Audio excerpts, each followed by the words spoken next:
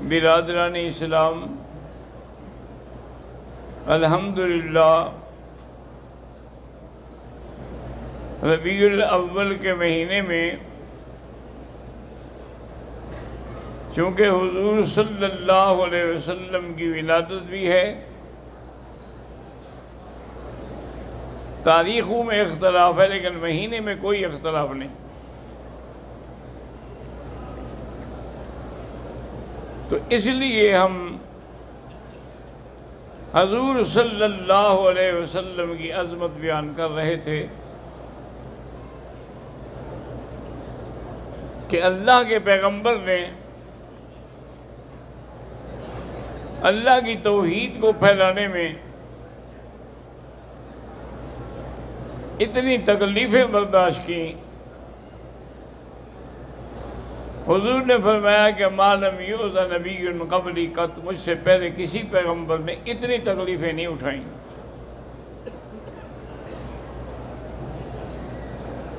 ویسے تکلیفیں جتنا شان بڑی ہو تکلیفیں بھی بڑی ہوتی ہیں۔ اشد بلاء الانبیاء فالامثل ثم الامثل،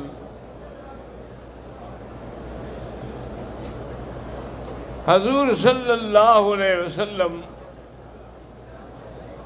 حتیم میں تشریف فرما تھے۔ یہ حتیم کہتے ہیں یہ جو میزاب رحمت پر نالے کی طرف سے جو چھوٹی دیوار ہے، اس ایریے کو حتیم کہا جاتا ہے۔ کعبۃ اللہ کی دیوار سے لے کر اگر پیمائش کریں تو 7 ہاتھ تک کی جگہ جو ہے وہ کعبے کے اندر کا حصہ ہے۔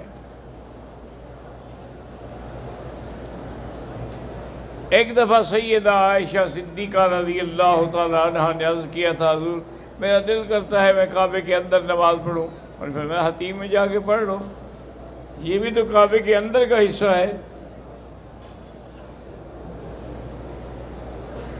اور میزاب رحمت کے عین نیچے یہ مصلی تھا سیدنا اسماعیل علیہ السلام کا، آپ ہمیشہ یہیں بیٹھتے تھے، یہیں نماز پڑھتے تھے اور یہیں ذکر اذکار کرتے تھے۔ حضور صلی اللہ علیہ وسلم حتیم میں بیٹھے ہوئے دعوت توحید دے رہے ہیں کہ ایک بدبخت عقبۃ بن ابی معیط نے آ کے حضور صلی اللہ علیہ وسلم کے گلے میں کپڑا ڈالا اور اس کو کھینچا، اتنی زور سے کھینچا کہ حضور کی آنکھیں مبارک ابل آئیں۔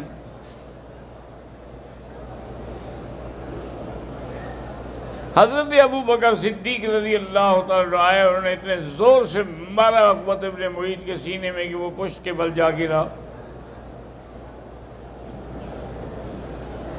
اور حضرت صدیق نے ساتھ یہ بھی فرمایا کہ اتقتلون رجلا ان یقول ربی اللہ، اسی لیے آپ ان کو قتل کرتے ہیں کہ یہ اللہ کا نام لیتا ہے۔ انہوں نے اب حضور کو چھوڑ دیا اور ابو بکر کو مارنا شروع کر دیا، اور حضرت ابو بکر صدیق کو بھی اتنا مارا ہے نعوذ باللہ کہ وہ بے ہوش ہو گئے بیچارے۔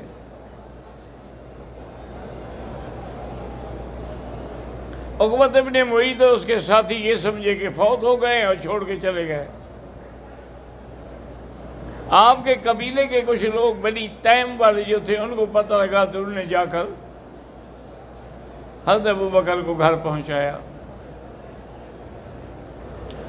سیدنا صدیق کی والدہ نے بڑا زور لگایا کہ پانی کا گھونٹ پی لیں، انہوں نے کہا کہ نہیں، جب تک میں اپنے حبیب کی زیارت نہیں کروں گا میں کچھ نہ کھاؤں گا نہ پیوں گا، چاہے میں مر جاؤں۔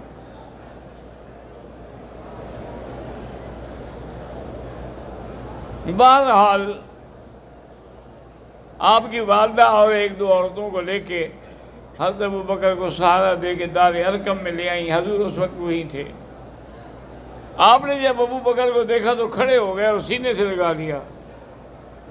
کہا ابو بکر اب کیا حال ہے؟ کہا جی اب تو تکلیفیں ساری ختم ہو گئی جب آپ نے سینے سے لگا لیا ہے۔ تو اللہ کے راستے میں یعنی اتنی تکلیفیں برداشت کی ہیں پیغمبر نے اور آپ کے صحابہ نے، مخلصین نے۔ ہمارے استاد تھے، وہ فرمایا کرتے تھے ہمیشہ کہ مولوی مکی وہ کتنے سچے لوگ تھے، مار کھا کے بھی حق پہنچاتے رہے، ہم حلوہ کھا کے بھی حق نہ پہنچا سکے۔ ہم نے الٹا شرک تو رائج کیا ہے، بدعات تو رائج کی ہے، لیکن اللہ کی توحید کا بیان نہیں کیا۔ آج آپ نے دیکھا ہوگا کہ پورے ملک میں جھنڈیاں اور گاڑیاں اور جلوس اور پتہ نہیں کیا کیا، حضور کے روضہ مبارک کی شکل۔ انا للہ و انا الیہ راجعون۔ اگر تمہیں حضور سے محبت ہے تو یہ ساری چیزیں اللہ کے دین پہ خرچ کر دو، مدارس پہ خرچ کر دو، طلباء پہ خرچ کر دو، غریبوں پہ خرچ کر دو۔ لوگ بھوکے مر رہے ہیں، پانی نہیں ہے، اور ہم جھنڈیاں لگا کے حضور کی محبت کے اظہار میں۔ اچھی محبت ہے بھائی۔